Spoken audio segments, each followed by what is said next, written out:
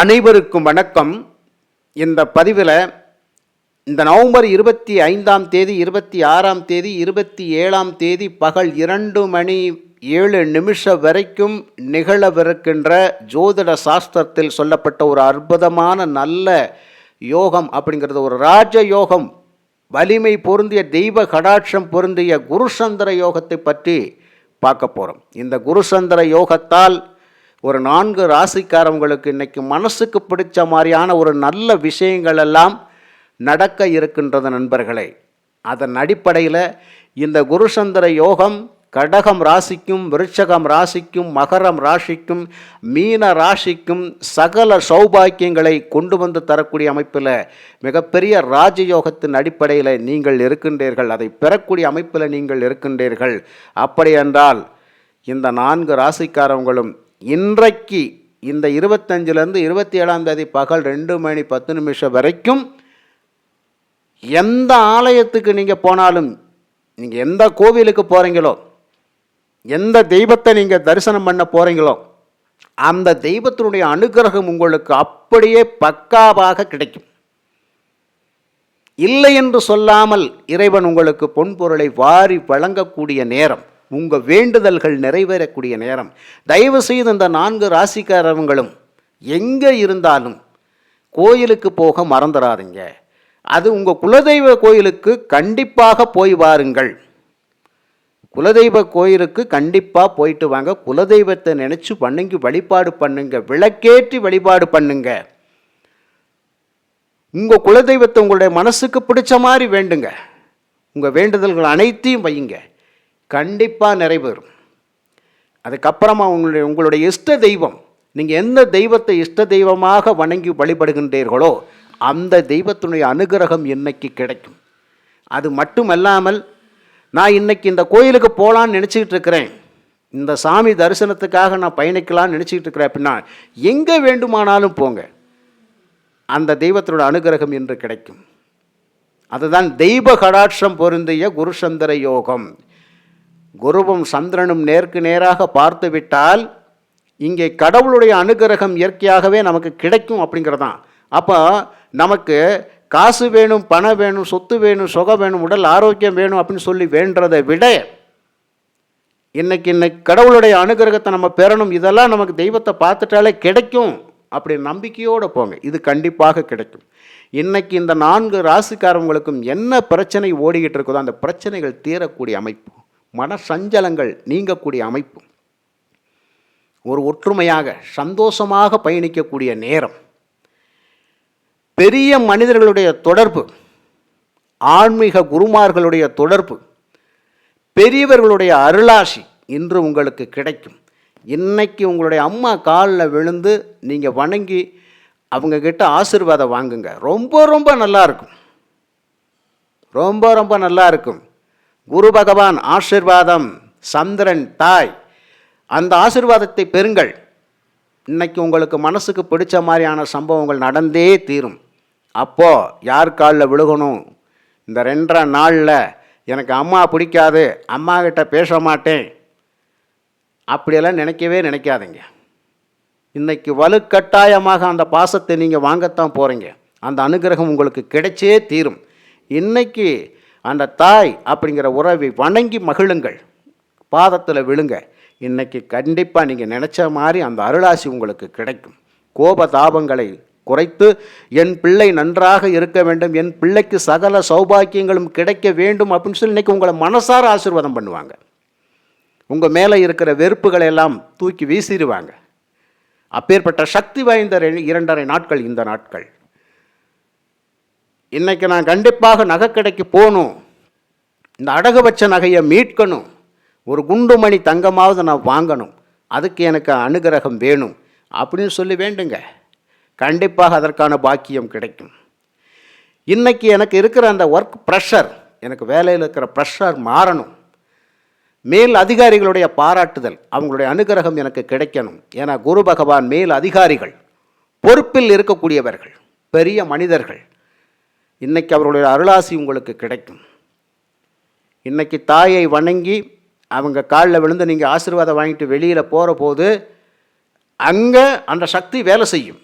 உங்களை யாரும் அசைக்க முடியாது. இது உண்மையாக நடக்கக்கூடிய விஷயம். குரு சந்திர யோகத்தில் ஒளிந்திருக்கக்கூடிய மிகப்பெரிய ரகசியம் இது யாருக்குமே தெரியாது. அப்போ சந்திர பகவானுடைய அருளாசியை பெறுவதற்காக குரு பகவான் உங்களை வழி நடத்துவார். இதுதான் விஷயம். அது நடக்கலை, இது நடக்கலை, அப்படி போகுது, இப்படி போகுது, கஷ்டமாக இருக்குது, என்ன யோகமையா இது, என்ன வேலை செய்யும், ஒரு என்ன சொல்கிறது அப்படின்னு கேட்டால், ஒரு இகழ்ச்சியான கேள்விகள் அப்படிங்கிறது, ஒரு இகழ்ச்சியான சிந்தனைகள் அப்படிங்கிறது வேண்டவே வேண்டாம். உயரிய சிந்தனைகளோக பாருங்கள். இன்னைக்கு இந்த 2.5 நாட்கள் கண்டிப்பாக நல்லதே நடக்கும். இந்த வாய்ப்பு கிடைக்கவே கிடைக்காது. உச்சம் பெற்ற குரு பகவான் வக்ரகதியில் இருக்கின்ற பொழுது சந்திரன் பார்ப்பது அப்படிங்கிறது இனி 12 வருஷம் கழித்து ஏதோ ஒரு அமைப்பில் நம்ம பார்ப்போமா அப்படிங்கிறது தான். அந்த வாய்ப்பு இன்றைக்கி நமக்கு கிடைச்சிருக்குது, இந்த 2.5 நாட்கள் அப்படிங்கிறது. ஆக அதிர்ஷ்டம் எல்லா நாட்களிலும் வராது.